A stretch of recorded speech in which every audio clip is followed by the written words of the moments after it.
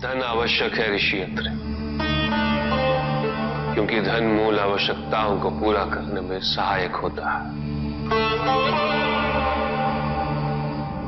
किंतु जब कोई व्यक्ति इच्छाओं को आवश्यकता समझने लगे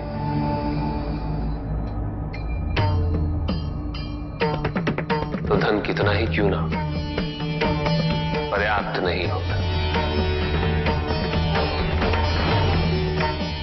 क्योंकि इच्छाएं अंतहीन है। इसलिए मनुष्य कभी ना समाप्त होने वाली इच्छाओं की पूर्ति हेतु धन संचय को ही अपने जीवन का लक्ष्य समझ लेता है।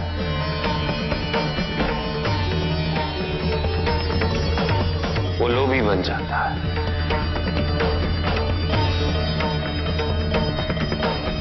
वो भूल जाता है कि उसके जीवन का मुख्य लक्ष्य ईश्वर के समीप आना है।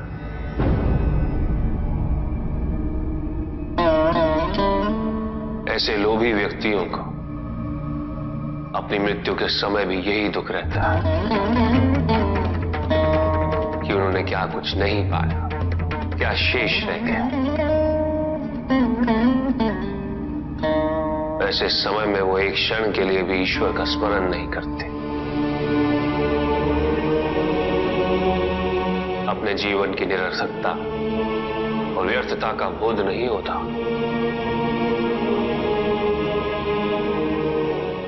करना चाहिए। धन चाहे कितना भी हो ऋषि अत्रे,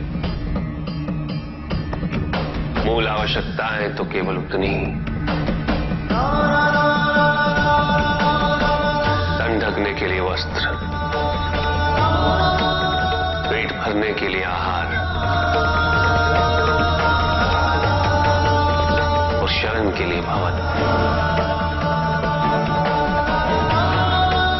इन आवश्यकताओं के पूर्ण होने के पश्चात जो भी है वो इच्छा है। धनी व्यक्ति के पास जो भी अतिरिक्त धन होता है वो उसे दान करना चाहिए,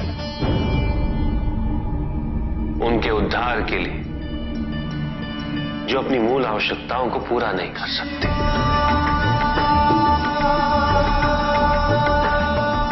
ऐसा करने से संसार में समानता होगी, द्वेष नहीं होगा, सद्भावना बनी रहेगी। किंतु कुछ व्यक्ति इस तथ्य को समझ ही नहीं पाते। उन्हें अपने एकत्रित किए हुए धन से इतना मोह हो जाता है कि वो उसका एक अंश भी किसी और को नहीं देना चाहते।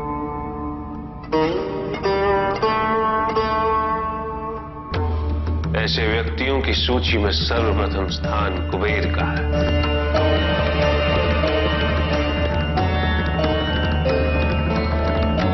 इस संसार में सबसे अधिक धन उन्हीं के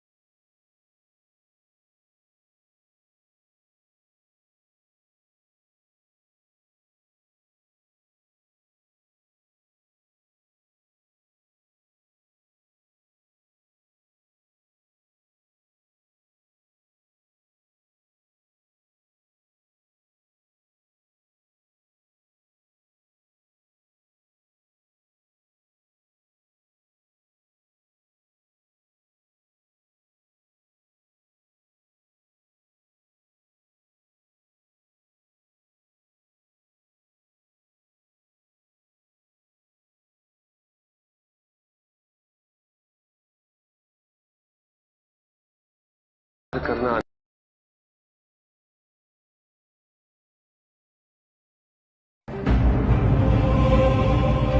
मेरा अपराध क्या है प्रभु?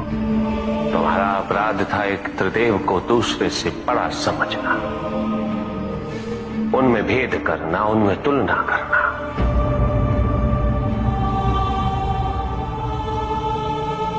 यही थी तुम्हारी भूल।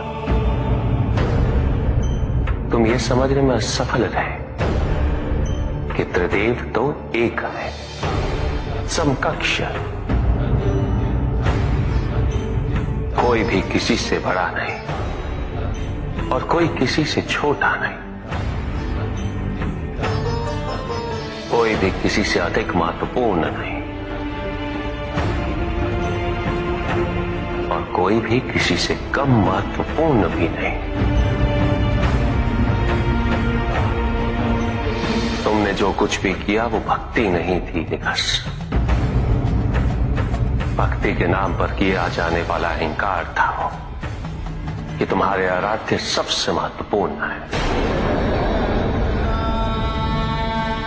कैसे भक्त हो तुम मेरे, जो ये भूल गए कि तुम्हारे आराध्य के भी आराध्य है नारायण।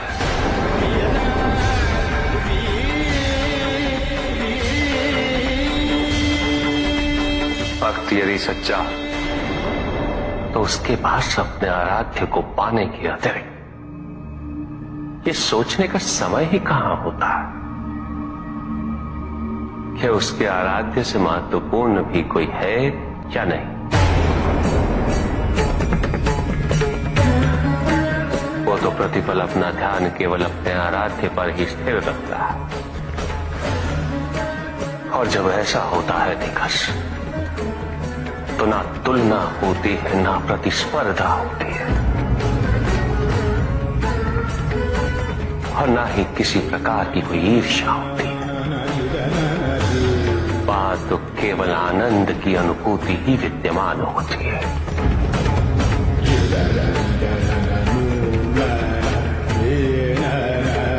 यदि तुम ये सोचते हो कि यह समस्त संसार केवल मुझसे है तो तुम्हें इस संसार के प्रत्येक स्वरूप से प्रेम होना चाहिए था। तुम्हें इसके कण कण में मेरी अनुभूति होनी चाहिए थी। तब भी किसी प्रकार का भेदभाव तुम्हारे मन में उत्पन्न नहीं होता, किंतु तुमने ये प्रमाणित कर दिया निकास कि अपने आराध्य के प्रति तुम्हारी भक्ति वो भी अधूरी थी, अपूर्ण थी।